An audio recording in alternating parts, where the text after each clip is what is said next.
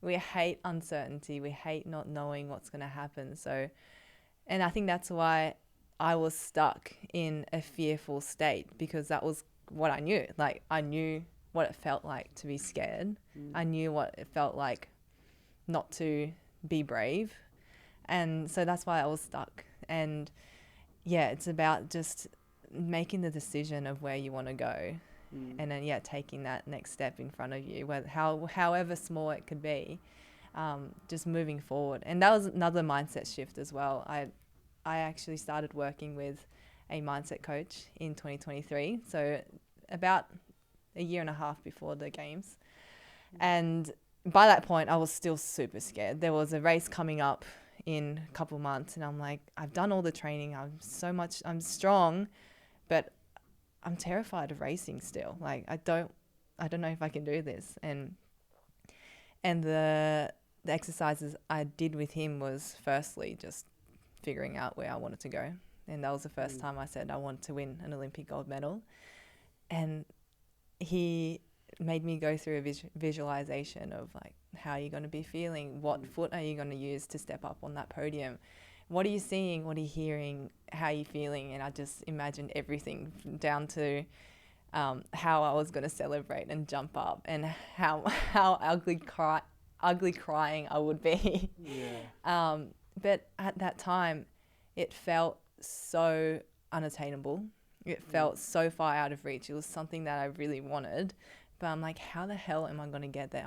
I'm scared to just race a local race. How could I be winning and be on the podiums and trust myself to win World Cups and World Championships that would lead into the Olympic Games?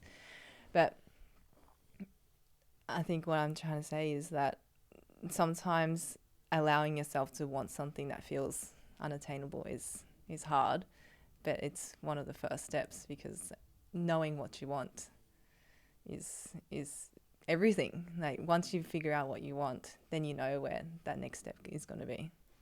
I love what you said there. I think that is such a beautiful message, that you have to allow yourself to want it. Yeah. Because these big goals, for some reason, they often come with a bit of guilt. Like, why do I want that? Is that selfish of me to want it? Is it silly of me to want it? You know, because it's not exactly realistic. No. You know, like, I feel like we've downplayed the fact that there is a fucking thick gold medal in front of us from the Paris Olympic Games, and it's yours. Like, it is certainly not the average goal. No. So when you talk about finally allowing yourself to voice the fact that you wanted that, that was the vision, the goal, why do you think it was so hard to acknowledge that you wanted it in the first place? Well, you feel like you don't deserve it. Why? I felt like I didn't deserve it because you think, or I thought about all the Olympic gold medalists that I know and that I've looked up to, and I've put them on a pedestal, that they are just superhuman and they don't feel fear and they're just born that way.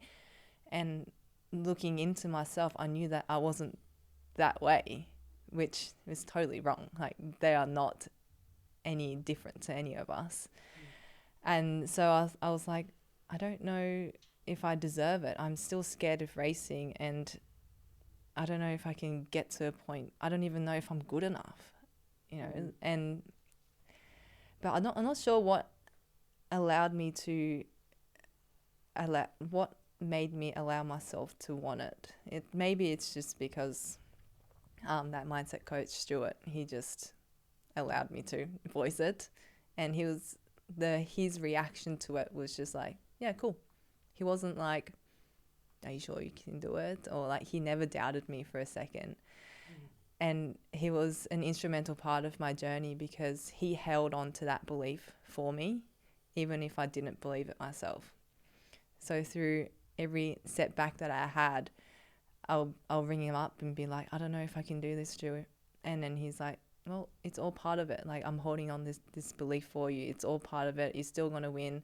Like, if you knew that you were going to win in 6 months' time, like, would this setback matter to you? I'm like, no, I guess not. So then I'll move on.